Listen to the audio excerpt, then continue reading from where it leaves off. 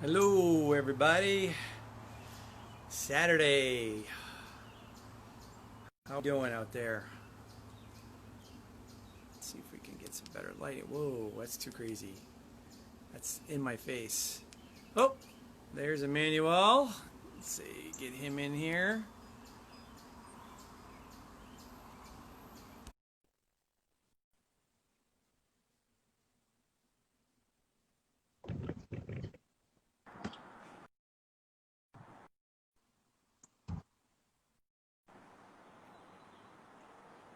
Emmanuel,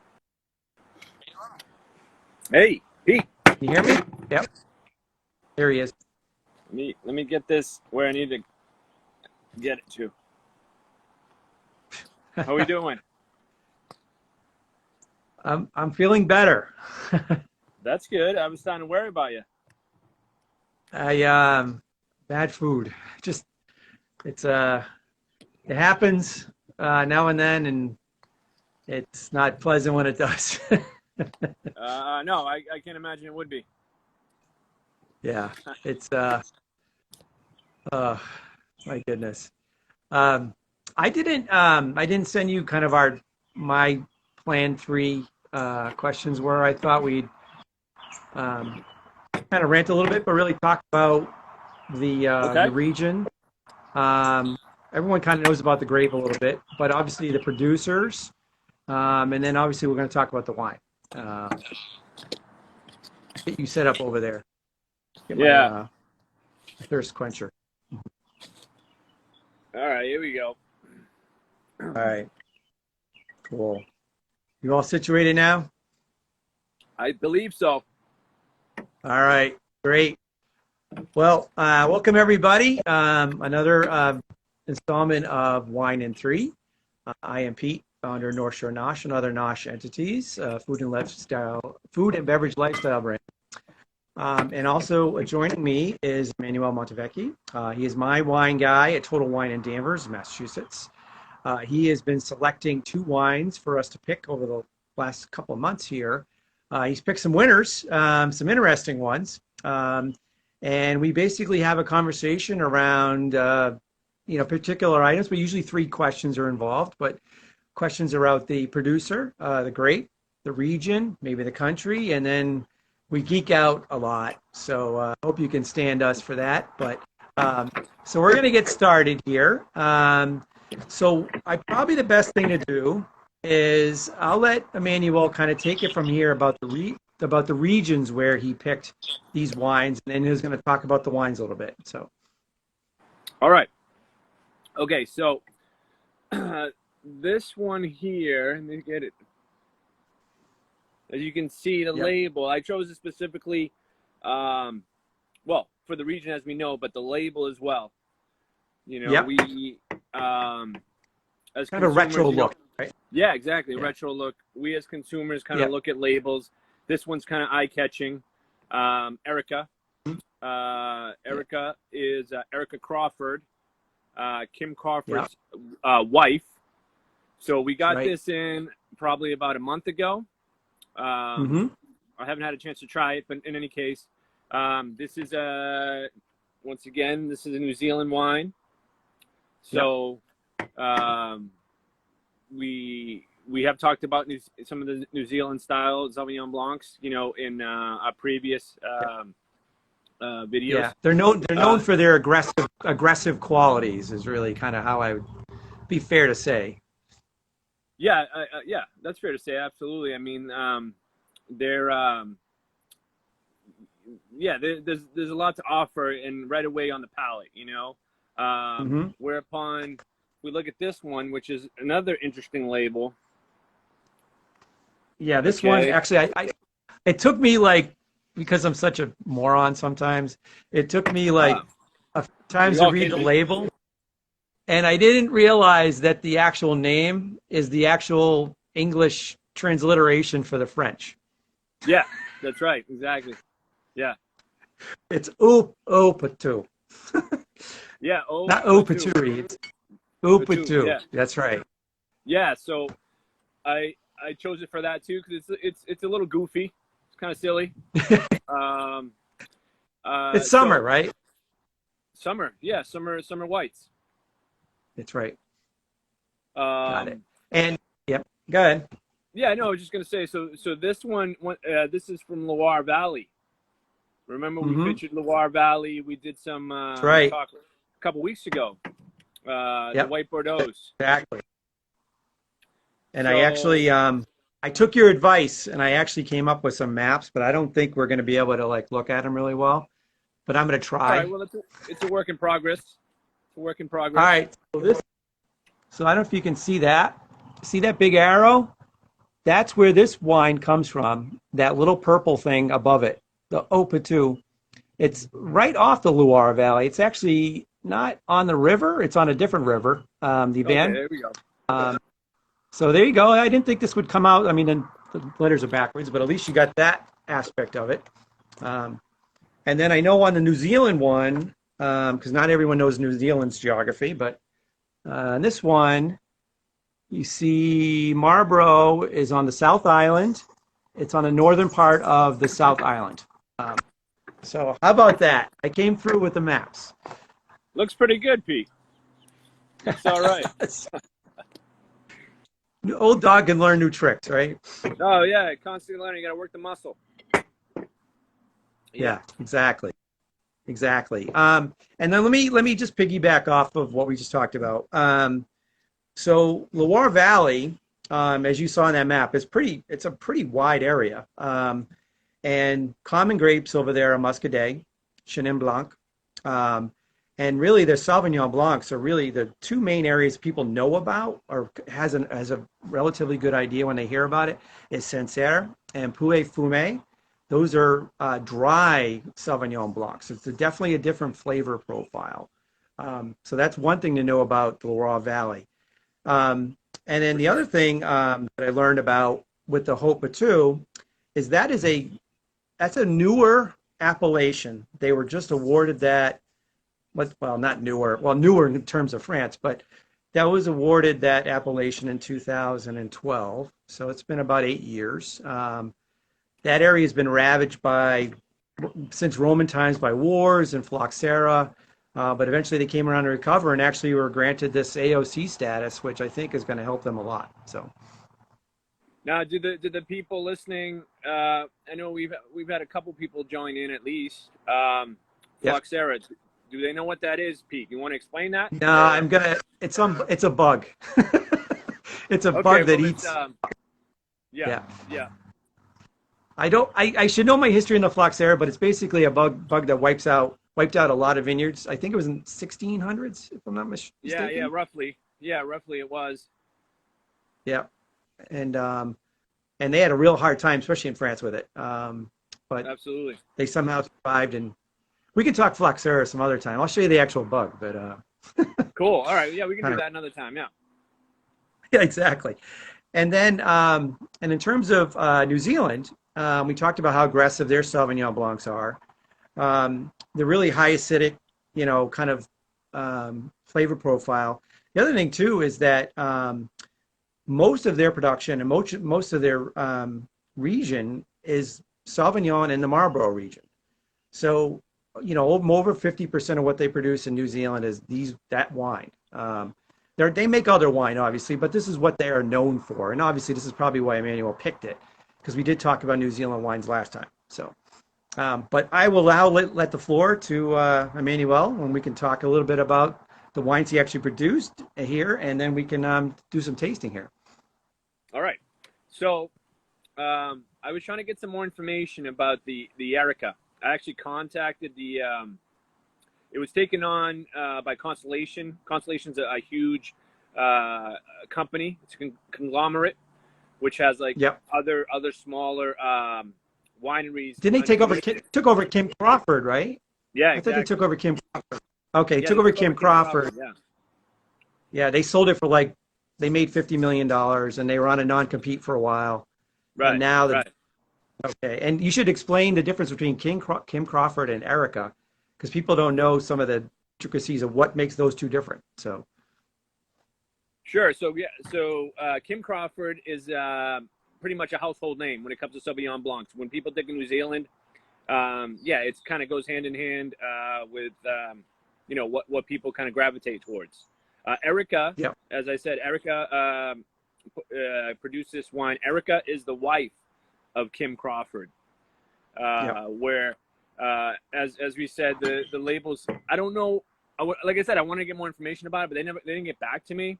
I think they were kind of inundated. They got a small department, and they were gonna call me back, but they didn't have it. It just kind of we didn't get to it.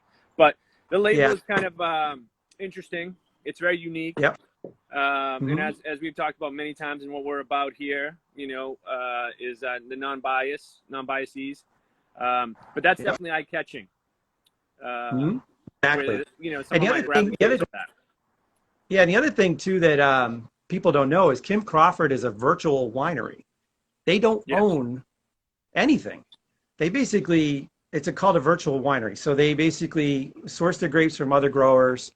They obviously make the wine in a different facility. They don't own it. And they made a really good business out of it. And obviously Constellation bought them for that reason. But and then this Erica wine, I think it's Love Block Wines is the new name or the new venture for Erica and Kim. From what I read. Yeah, that makes sense for sure. Yeah, the Love Block. Okay. The Love Block is not as well known, obviously, but I think this approach with this Erica wine, just with the labeling, I think is going to be more attractive to people. It's kind of caught on in the last couple of weeks. Because I think if they put Kim on there, I think that would violate the non-compete, right? Right. Yeah, exactly. Exactly. Yeah, she's got an interesting background, but she's a medical research scientist by trade, and she's originally from South Africa.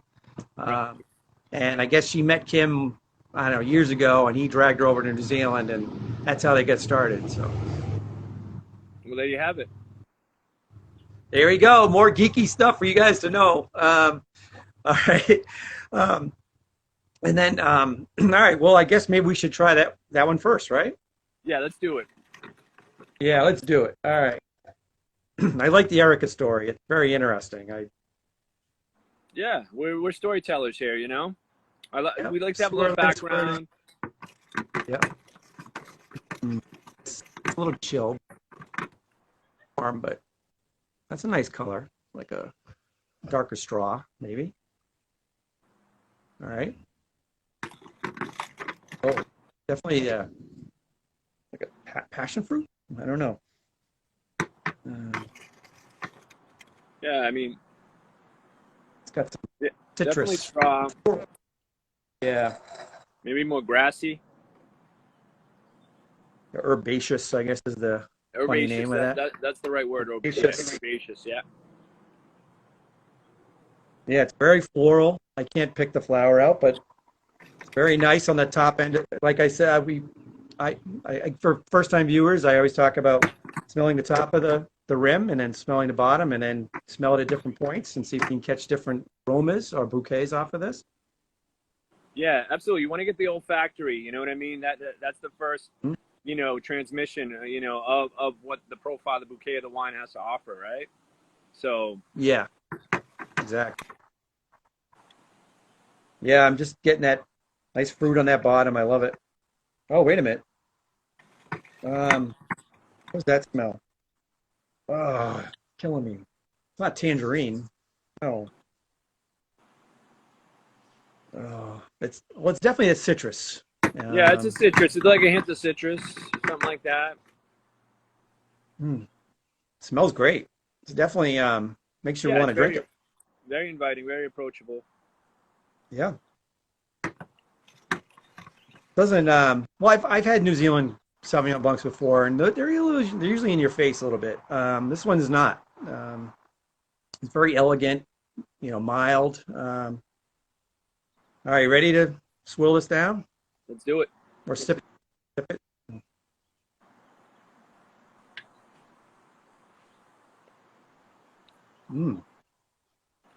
Ooh. The acidity's there, but it's good. Yeah, it's balanced. Good. It's balanced. Not, intrusive. Yeah. Kind of reminds me of that other one we had last two weeks ago, the Rothschild. Yeah, the But raw style. That's right. Yeah. this one's definitely balanced. The Chef Mark Jarvis is joining us. Hey, Chef, keep up the cooking, man. Love those picks. All right. Hmm. Yeah. What are your Acidity's initial there. thoughts, Pete? What are the initial thoughts? I like I like it. I do like it. It's balanced, um, kind of medium body, not light, not too light. Yeah, I think it's in the middle medium somewhere. body. In the middle somewhere. Yeah, it's middle. Um,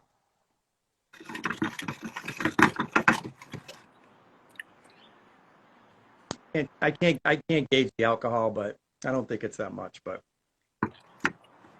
No, I mean, usually, it's typically a little lower, maybe yeah, 14, 3.5, 13 mhm, and a half. yeah, What? yeah. That's a mid range, right? The 11 to 13. Yeah, this one's 13. I just looked. I cheated. 13. All right. Yeah. Okay. Oh, this is a good one. I actually like it. Very Yeah, I good. like it as well. I like it as well. Like, Mm. and the thing about it is it's not, some of these New Zealand ones have grapefruit, a lot of melon. No, I don't. Not this one. I don't. No, I don't smell any melon on this one. No. I was expecting I was expecting grapefruit, to be honest with you, but Yeah, some grapefruit melon, some of them give you a nope. little bit of a punch, so to speak. Like it's a little bit of there's an emphasis on that, but this one no, like it's very balanced. Yeah, I'm still getting that tangerine a little bit, just a hint, not overwhelming. Yeah, I get a little bit of that. I get a little tangerine. Yeah, it smells. This is good. This is the easy drinking wine, I think, Yeah, this is and good. It's warm out. Good deck wine. What's that? Right on the deck. It's porch wine. Yeah, this is Yeah, good. from the porch. All right. Okay, we got that one. All right, Erica. I think she's on to something here. Yeah, we like Erica. Wait a Pete likes minute. Erica. Hmm, that's it. There's residual sugar on that finish. Like a little sweetness, maybe at the end, I think. There Yeah, we let me go. show That's that to Erica. the viewers. Yep, let me show that. Yep. Just so people know what we're talking about. This is Erica, the wife of Kim Crawford. The Kim Crawford, the one who did really well, and Constellation bought their brand several years ago. They created their own new wine called Love Block. This wine is a little different in that they own the real estate. They own the vineyard. They own the winemaking operation. So this is different for them. But this is what they wanted to do. And I guess when you net $50 million, this is probably what you do with your money. Oh yeah, I would expand. Expand. Yeah, exactly. Why not stick with what we're used to? All right. All right. So let me get my quencher here, but let's move on into Loire or the Haute Plateau. What do we got with this one? Let's see. Like almost. Yeah. Pretty close. Pretty close. Pretty close. It's that one there. Notice I poured. Yeah, there you go. Oh, I'm sorry. I gotta be a better host. Okay. So, Haute Plateau. Cute label. I think what is that? An owl? Yes. Is that an owl on the label? Is it? Okay. I was trying to figure that out. I was like, maybe my eyes are going bad, but No, all you got right. it right. So You we got got it a right. little, yeah. And it looks like that's almost like a Kim Crawford style, where they just gather the grapes in I can't say this right, negociant, where it's another type of wine merchant. They gather all the grapes together and do their own blending. Yeah, I would Not think so. I would think so. I'm Yeah. trying to find it. There was no producer really on it except on the really back label and the fine print. So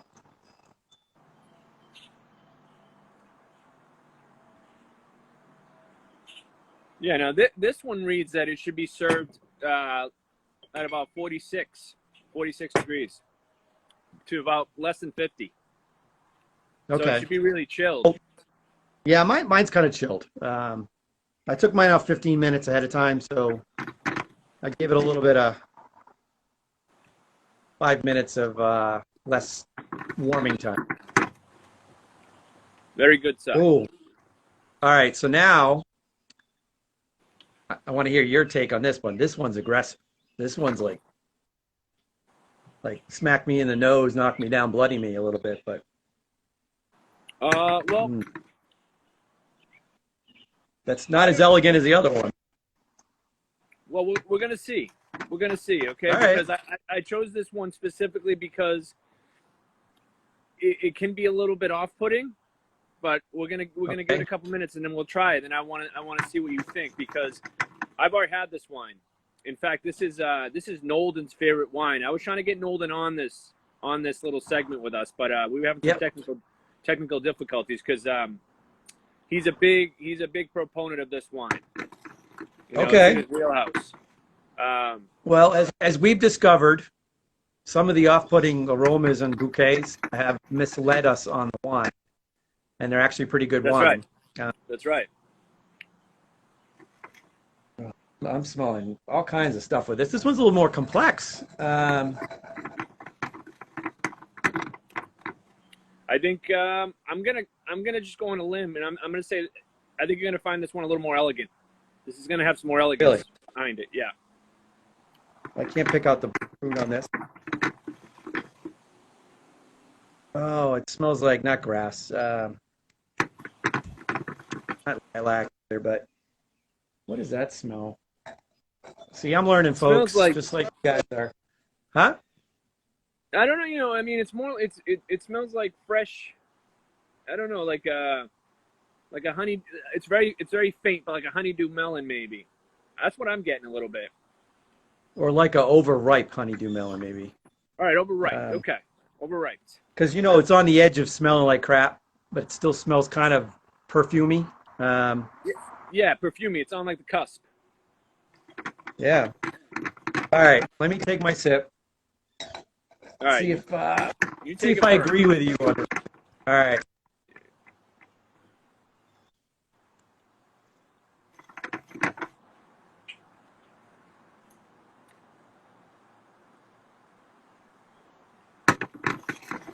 A little tart. Yeah. A little tart. I think it's got a lighter body. Okay. I don't know. I think it's a toss. Well, Not bad. The finish lingers. The finish lingers, though. Would you say that? I think it hangs on for a little while to finish.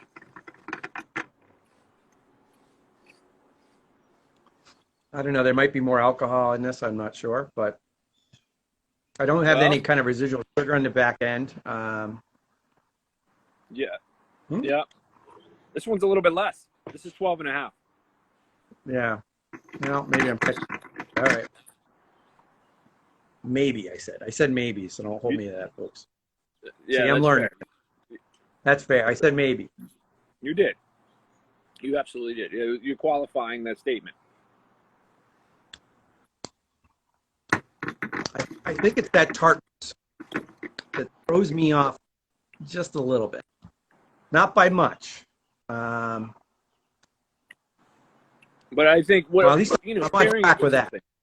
What would you pair it with? Huh? I mean, maybe if you paired it with something, like you had the lobster. What did we do? The lobster with the what was it? Was it the Rothschild? Yeah, the Rothschild. It went really well with it. So it could be I think one of those things for you. Well, I think because that one's got almost that same level of acidity as the Rothschild. I think that the Erica will go too. I mean, this one's just got a little bit of tartness to it. I think with anything kind of buttery and heavy, this will cut through it a little bit, make it a little bit more enjoyable. I think I'd probably go with a little cheese platter on this thing. Maybe some cured meats or something. I think it may contrast the different flavors on the board, but What's your thinking about scallops? I don't know how you prepare them, but using scallops. Well, the ones I make are sweet, so I Okay. I'd probably go. Well, you'd have to have either sweet wine or a very dry. Um, this might pull it off. Um, maybe. Um, you never know until you try it, right? I didn't think the Rothschild would go well with the lobster, and it did. We were poo-pooing the Rothschild until we had the lobster with it, so it was like, okay. Well, I Um, mean, let's be honest though. I mean, everything goes well with lobster. Everything, right? not red wine. Well, I mean, if it's there. Well, yeah. Well, then you might as well just go for the box wine and just start guzzling it. No, no. Well, um, that there are some quality box wines. That's for another time, and we've hinted about that. But there are some quality box wine out there. I was surprised there are myself. some quality, and then there's some really bad ones Oh, that you can sure, buy sure. dirt cheap, and those are for the folks who really don't care about the taste. They're just there to guzzle it and have a really good time on the boat. So Well, yeah, it's but portable. it's portable, no portion control, which is a problem. But other than that, Well, the thing is, I just think stylistically they're different. You know what I mean? So it's um, in the other segments that we've done, we did yep. white Bordeaux's. So this is new, Yeah, like I stated on the Instagram. This is New World, versus Old World. So yeah, it's a little bit, you have to kind of try to isolate them for what they are. I kind of wanted to draw yeah, these two out there. You know what I mean? Because New Zealand is at the hot spot. I think for us here, yeah. in the U.S. But the Hmm. French might scoff at that. You know what I mean? Well, true. And then, but the thing is, this is not really that dry. Like, Yeah. it's not like puckering dry. But like if you go to Poulet, Fumé, or Sancerre, you might get that puckering dry Sauvignon Right. Blanc. And this is Right. obviously in the middle of the Loire Valley. So I think they have definitely a different little niche for themselves Yes. compared to the other Sauvignon Blancs in the valley. Because I That's think why I this like is, it. You know what I mean? It doesn't have that quality on the finish. It kind of lingers for a little while, but it's not that like, where like you said, where you feel kind of it's saturated. Where you feel like it is dry. yeah. Yeah, what was those candies we had when we were a kid? The ones that like little tablets that made lemon Tablets. with the lemon drop. They were like looked like little coins. Shoot, very tart. I'm not sure right now. Sort of like dry candy. I forget it was. It was like crumbly candy. You could chew it, and it was like concentrated fruit flavors, but it was really tart. Oh no, it's gonna drive me crazy. I'm gonna have to go to a candy store and check it out because I'll figure it out. Now this is all Okay, like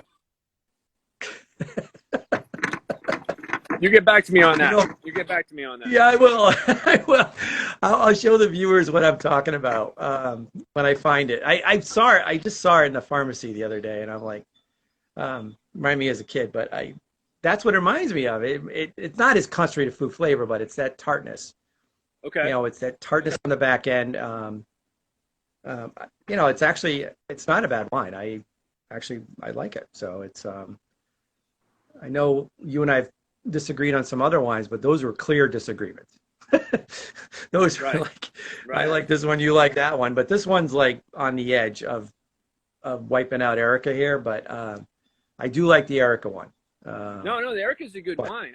I think they're both very good. It's just stylistically, you know what I mean? We're not looking at the same terroir, right? So you can't really, New oh Zealand is yeah, New Zealand, and I just putting something out there to other people what we're talking about, yeah, because people don't think about, sure, France. They don't think about Loire Valley maybe when they think about Sauvignon Blanc, because the yeah. market is like Well, glutted, with New Zealand wines for Sauvignon Blanc. yeah.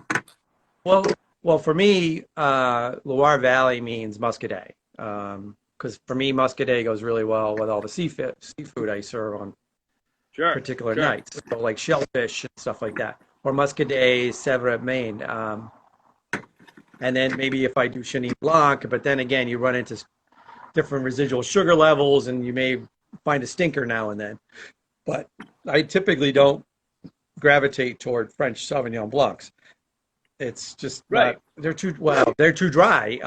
This one's pretty good. So compared to that, most people Well, don't there know you have that, it. but Yeah. yeah. Hmm. Well, the Eric is getting a little bit more complex as I go along here, but um, Well, let's talk about the price point then too. You know what I mean? So, wine value. That's right. yeah, the wine value, Pete. Don't forget that. Don't Yep. forget that piece. It's a big one. Right. Wine So value. the Oh, hey, look, Jen just joined. She is a big wine value nut. She has this okay. Well, thing here we called go. This Budget is for Monday. you. This is for you. What's her All name? right, Jen. Jen. Jen. Yep, All right, Jen. Divine This is for Diary. you. There she is, right there. So, Jen, this So wine we here got, and everyone. Yes, Erica. Erica is yep. about $22. That's the price point for Erica. Hmm. Okay. And now Erica's the New Zealand wine, like we talked about. Yep, And this is from Loire Valley, right, with the owl. yep. The The Upatu. Upatui, Upatu. Uh, so Crazy this one name, is but actually $14.99. oh, So that's right. Yeah. you know, if you look at it that way, with the price points. Sure. But, I think but when, anytime you get under 25 and you find really good bottles of wine like this, I mean, if you're serving, I think I came up with this equation before. It's like you go to a restaurant and you're paying, I don't know, $15, $13 to $15 a glass. So if you're trying to serve four people out of that bottle of wine, I mean, you're looking at, that's a pretty heady body, that's a lot of, that's a lot. So I think if you get under $75, $50 a bottle of wine for yourself, for your home and when you're serving dinner, I think that's a value unto itself. But a lot of people don't see it that way. They see the dollar point. They see the 50 or the 75, and it's like, yeah, but if you had two couples and went on a dinner date and had a good time, and you're doing glasses of wine each. Well, if you want just two glasses instead of one, now you're spending a lot of money for something that you could probably buy a couple, more than 2, 3 bottles at home. So, right, exactly. I mean, I think yeah. for that Upatui, I mean, that's a really great price. I think Mm-hmm. Um, Yep.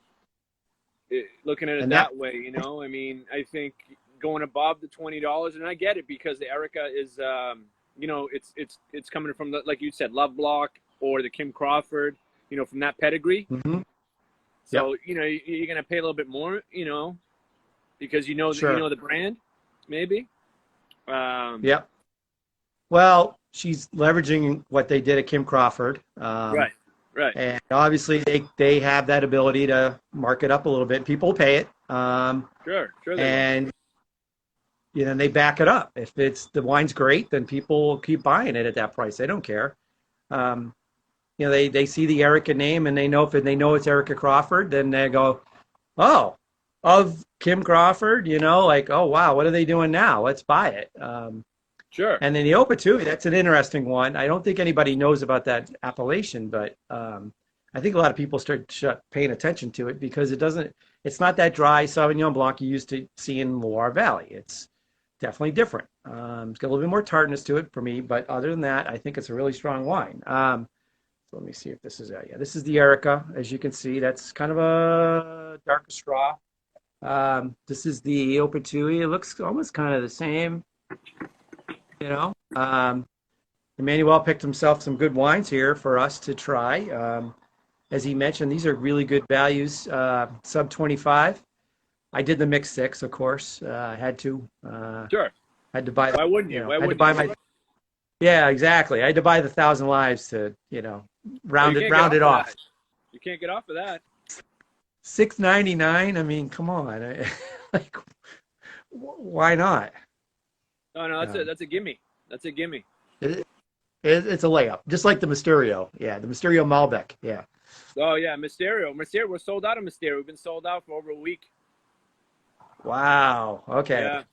My wife cracked open the last bottle of Mysterio last night, so I better let her know. She better hold on to that for a little bit. Well, I'll make sure when it comes in, I'll put some aside. Yes, please do. Yeah, we'll definitely buy some.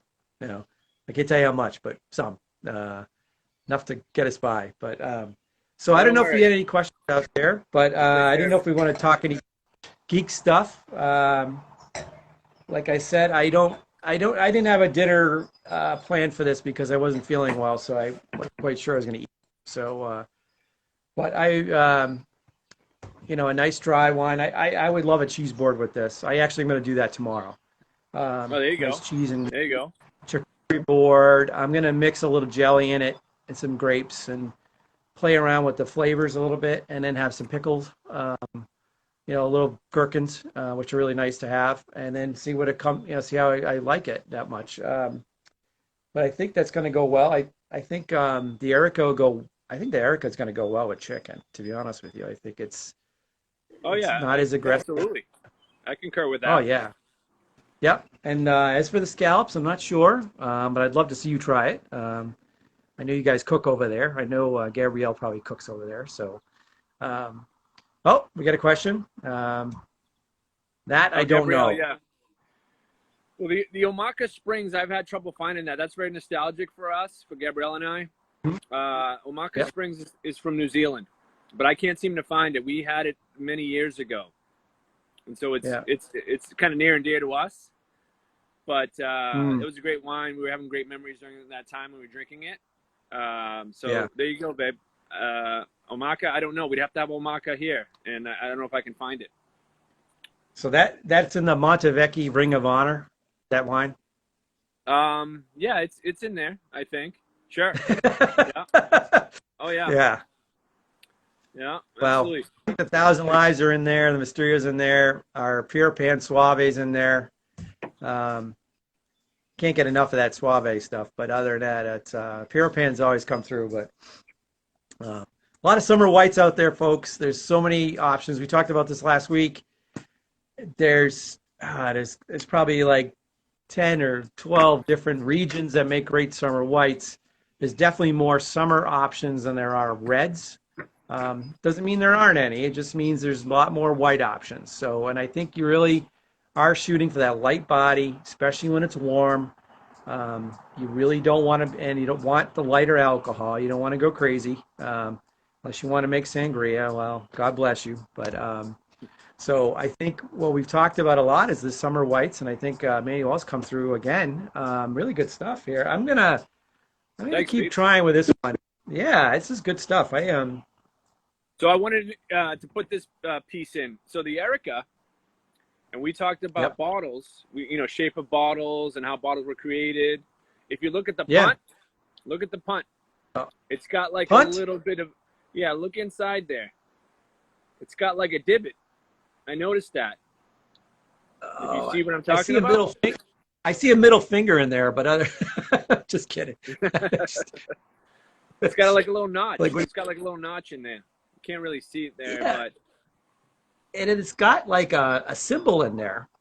Yeah. I think it's a swastika. It's a swastika, I tell you. No, I'm kidding. It's a joke. I know people are sensitive. I get it. No, I'm kidding. I'm sensitive to it. But it's some symbol. It's a delicate audience out there. Very delicate. I know. It actually could be an E. I can't tell. I'm going to have to get a flashlight on that. But I was thinking the functionality for it, though. I think, you can pour, put your finger right in there, and it allows it to be able to be poured easily. I don't see a lot of bottles like that, where your finger kind of rests there. It's a very deep. Is that what you think, Gabrielle? Oh. You sure it's not a middle finger? No. I'm being a troublemaker tonight. Okay, I spent 4 days in bed. So. Oh, I know. You're out. You're rowdy. You're rowdy tonight. I'm rowdy because I'm ready to bust out. I'm so happy to be out of my bed. All right, and so let's look at this bottle. This open. Now this one's a bit like a wider punt, not as deep, but it's wider. Yeah. Yeah. why. I mean, and folks, just to let you know, these punts aren't really necessary anymore. They really were made a long time ago when they were like blowing the bottles themselves, like the glass blower and stuff. Like this is where the tool was for them to blow the glass bottles. The way they make glass now, they don't really need the punt. I think they just do this for looks. I think the manufacturing process eliminates these punts. And we've seen wines that don't have punts at all. But I think if you're a sommelier or a wine server, it's really easy just to grab the punt and just serve it like that. You can just show them the label while you're doing it. It's an easier grab. And let's take a look. I always talk about these. Now the Erica, nope, they're about the same size. I always geek out about the shoulders. The shoulders are the same shoulders, same width, same girth, I guess is what you call it. Yes. Here we go. Okay, Jen, yes. For tableside pouring, yes. Definitely. And for my 15-year-old daughter to pour me a wine. No, I'm kidding. I'm just kidding. I'm really on fire. Let's not forget now, we have that French wine, right? Now, you look at the tops of that, right? They're both twist off. They're both twist off. Yeah. That was the other thing I noticed is that there was no cork. I think in the last 10 years, I think the whole cork versus twist off, I think a lot of that has subsided a little bit because, unless it's red, well, red's maybe different, I guess, but I honestly think people are accepting of this a lot more than they used to be. I think they're like, because I used to see twist off tops and I'd be like, oh, I don't want to try that. It looks like poor quality, but in this case, it's wrong. This is really good quality. This is an interesting way. Let's hope. Yeah, that's it. Yeah. For tableside pouring. Yeah. Okay. For tableside pouring, I see that statement. Yep. This is the first time that we've had twist offs, though, I believe. Yep. Oh, glass corks. That's on the in vitro. Jen, we had this wine. There's the wine at Total Wine. It's called in vitro. It's basically, I think, a Super Tuscan. The glass cork. The Merlot Cab, Sangiovese. Yeah, that sells really well. Yep. Nolden says it's like a baby Sassicaia. That's what Nolden calls it. Oh yeah, it's really good, and it was like $17.99. Yeah, and then it goes I couldn't on, get enough it of goes that on stuff. sale. It goes on sale frequently. Yeah. It's it was definitely surprising. I forget who featured it originally, but I grabbed it and I loved it. And my wife wasn't so hot on that one. I actually loved it. So like the Mysterio, which is the Malbec, she's definitely gaga over that. I'm good with it. I like it, but I'm not. I like the in vitro better. Again, different palates, but yeah. Well, Jen, there you go. You got to go to a Total Wine out west where I don't even know if they have them out west. The Total Wine just Mid-Atlantic, and she's out. I think she's in Vancouver, right? British Columbia. Oh, out there. Okay. Right, Jen? Yeah, she's way out there. I feel bad every time I highlight these wines. She gets mad at me. I know. She's like, oh, my God, I need to go down there. I'm like, yes, I know. We're spoiled. Yeah. Oh, there you go. Seattle. All right. Okay. Yeah. There you go. Yeah. Bring your credit card and stock up. But typically, they carry the same wines Ontario. From yeah. Oh yeah, closer to me. I love Ontario. So love Ontario. Oh yeah, I love Ontario. I love Canada. Well, I think I'm going to make the statement. I think Canadians are superior beings. I've always thought that. Oh, God. You suck up. No, not at all. Not at all. I'd say this to my guy that I work with. He's a Canadian. He's from Winnipeg. I got it. I've been to Winnipeg. Way out there. Yeah. Middle of nowhere. That's all farm country. It's almost like, well, it's not bad as Saskatchewan, which is just wheat fields and nothing. But anyway. Yes, Gabrielle. Anyway. The Canadians, yeah. So there's... Well, see, Gabrielle's name, right? So she's French-Canadian. Gabrielle's French-Canadian, Yeah. All right. There you go. I love Well, we go to Quebec now and then for family Oh yeah, vacations. absolutely. And you'd be surprised where these wines are being produced now. I talked about the advent of the internet and wine techniques and growing techniques and different hybrid grapes being grown in areas where we weren't even thinking they would be able to plant anything. But sure enough, they did, and now they're starting. Like Finger Lakes has definitely amped up their game, and that's a cool climate. I mean, Yeah, it's hard to that's a get nice anything spot. going on. Very scenic spot. That's a must visit. Put that on the list if you have a family. That's a Yep. beautiful spot over there.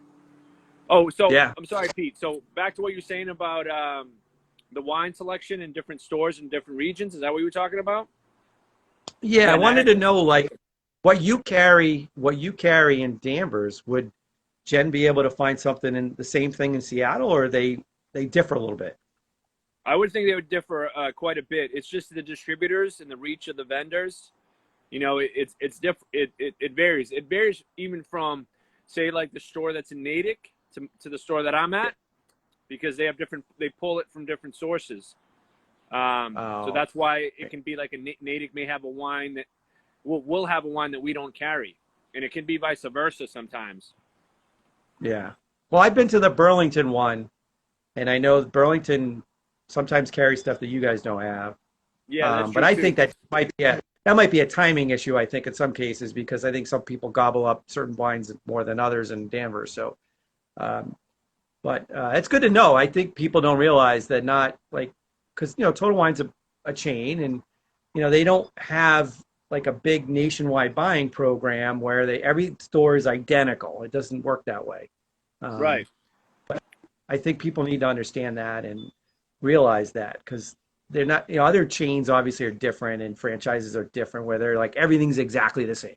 They still have Big Macs in Seattle. They have Big Macs in Texas. They have Big Macs in Massachusetts. But now with wine, I think it's a different story. And again, I think it's what the regional distributor can provide to that store. But anyway, That's right. That's right. getting me talking out of my butt, but that's fine. I'm used to ranting around. But all right, let me just show. Let me see what we got here. We got Eric is still there. Let me get my OPA 2 again. I'll try to do my final determination. Just make sure I'm not Okay. full of it again. All right. So I got the Erica here. OPA 2. Um,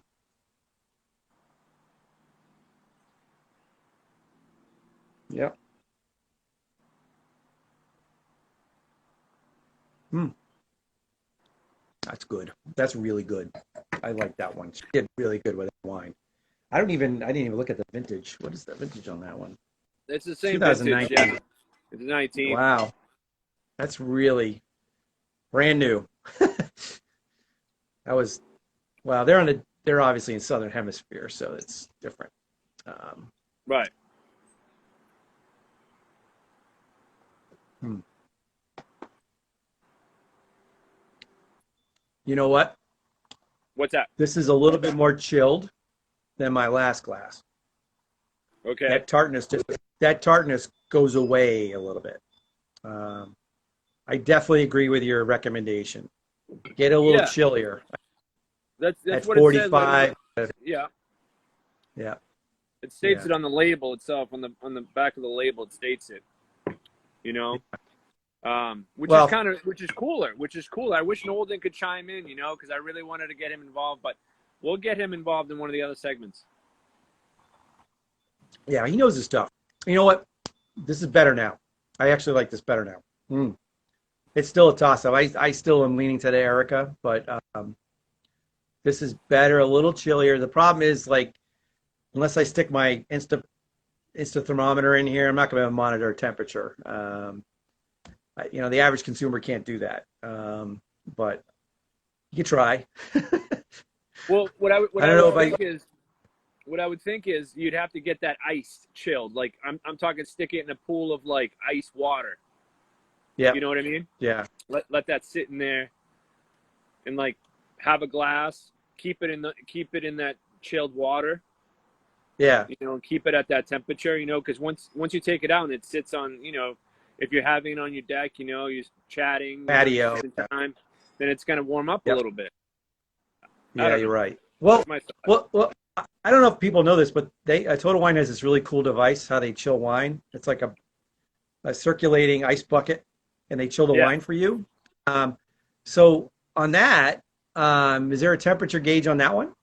On that thing? No, there isn't a temperature gauge. I'd say it was probably, if I had to think about it, it's probably like at like maybe 55, right around there. It's very cold to the touch. Okay. Yeah. But I don't know right. exactly what it is, no. All right. I thought that device is pretty cool, especially if you're going in to grab a bottle. Nifty. It's nifty.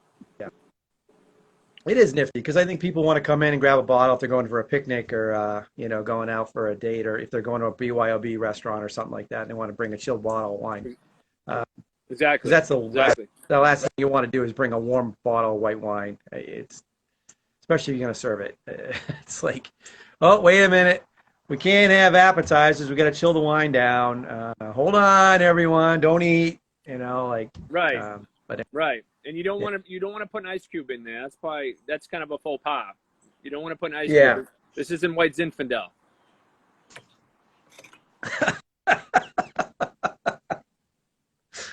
I think White Zinfandel, it was either a wine cooler or White Zinfandel was probably the first wine I drank when I was probably 16, 15 years old. Oh, is that right? It was atrocious. I didn't even know what I was thinking, but maybe that's it. You weren't thinking. I wasn't thinking. Well, and at that time, rosé was actually pretty hot, but it took like a 20-year 20-year hiatus. But other than that, it came back. But and the other thing too is like we used to drink. I know this is a wine talk, but we used to drink Coors Light, me and my friends, and we used to chill that thing so cold. You couldn't taste anything. No, it's from the Colorado Rockies, right? Yeah, you're drinking water, right? Yeah, exactly. It's, I mean, I don't have much to say about that. I get. No, you don't need. No. You don't want to offend anybody. That's okay if you like Coors Light. That's fine, but no, I'm far it is I'm far from that. I'm just It's all about the quality. light lager. Quality. Yep. The light lager for people, and I have family members who drink some of this stuff, and I leave them alone. So, anyway, let me just do a little wrap up. So Emmanuel was kind enough to recommend a couple of great Sauvignon Blancs as a follow-up to our last week's discussion, and we have Erica, which is Erica Crawford, wife of Kim Crawford. They sold their Kim Crawford brand a couple of years ago, and they started this company called Lovelock Wines. This is a New Zealand Sauvignon Blanc. This is quite surprising. This is not as aggressive as you would expect a New Zealand Sauvignon Blanc. Price point was 21, 22, I think. 22? 22? All right. Yes. 22. Very nice wine. I think it's very well balanced. There's some acidity here, but it's not. It goes very well with the wine. And then we have Opa 2, which for most people don't know is an appellation, a relatively new appellation in the Loire Valley. This is a little different than the dry Sauvignon Blancs you're used to in Pouilly, Fumé, and Sancerre, which is sort of in the eastern part of the Loire Valley. You're going to like this a little bit. It's got a little bit of tartness for me, but other than that, I like it. As long as it's chilled right, I think it's going to go well. I think, with the right chill on this, I think they're like neck and neck for me. I like both wines, and I hope you try some of these different wines that Emmanuel's picking out. They may not be available in Seattle, Jen, but we'll work on that. But hopefully you can find some other wines for you guys out there that Emmanuel's been great at picking. I don't know if Emmanuel has anything to wrap up with what we discussed, but. Well, I was just going to touch upon once again with Erica with the labeling, because Pete and myself we're big on looking at the non-bias component of wine selecting, of wine purchasing. Now that it's kind of retro, that label, right? So it's kind of eye catching. It's kind of eye catching. So kind of kitschy. Yeah. Kitschy. Yeah, Exactly. kitschy's a good. Yeah, it's Kitschy. definitely Yeah. kitschy. Yeah, for Like sure. a 50s kitschy thing, yeah. Yeah, It's like yeah, that 50s I see font, that. you know. Yeah. And then Upa too, it's got that Oh, interesting platoon. owl. Yeah. So Right? for those owl, Yep. enthusiasts, Yep. right? Well, I also, well, I don't know if they meant it, but you could reverse the ooh to a who. Hoo hoo, Oh, like is that owl, right? but it could be a stretch. Yeah, that's a little bit of a But stretch. it might be a stretch, but I tried. I think there's something to it. But again, these are great wines, folks. You could do wonders below 50. You can do wonders below 30. You can do wonders down below 20. And as I talked about this Thousand Wives Chardonnay that Manuel turned me on to, and it's $6.99, and we're still drinking it. We like it so much. It really goes well with a lot of things. So I think you got to explore the regions, explore what you can, and see what you like. And if it's Hey, okay, if you Pete. differ from your Pete, spouse, yeah, yeah. what's that have on the label? The Thousand Lives. What's on the label, Pete? Tell Oh, the the elephant, audience. An the elephant. mosaic elephant. The elephant never forgets. Yeah. Yeah, dang what a price. That's right. It's Yeah, I six know. ninety It's nine. It's short money. It's short money. totally short money. You could buy a case for peanuts. Of course, you'll be drinking it faster, but but other than that, it's. But again, we talked about wine value, and obviously, that's where we focus a lot on here. But again, you don't need to spend a lot of money to find great quality wines. And we've talked about summer whites here. Oh, I know, Jen, it's horrible. I hate to see that. So, so we're going to wrap this up. We're almost out of time. So I think we will wait what Emmanuel comes up with 2 weeks from now. We're going to do this on a every 2 week rotation because Emmanuel obviously does his research on the wine, and obviously I do a little bit on my own too. So hopefully you guys enjoyed this episode of Wine and Three, and I will see you in a few weeks. Very good. Okay. Bye, everybody. Thanks, All right, Jen. take Jen, care, Jen everyone. was chiming in a lot, Jen. All right. Yes, she was. Cheers. Take care. Good evening.